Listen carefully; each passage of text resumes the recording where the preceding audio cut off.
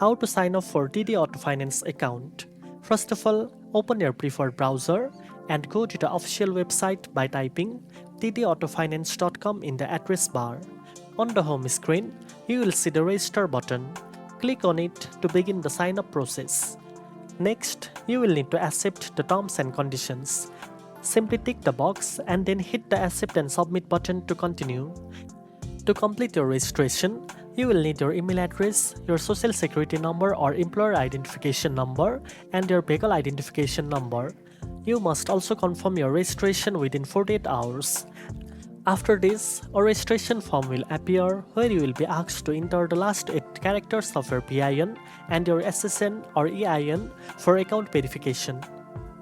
In addition, you will be required to provide one more details such as your TD Auto Finance account number, your date of birth or your phone number for further verification.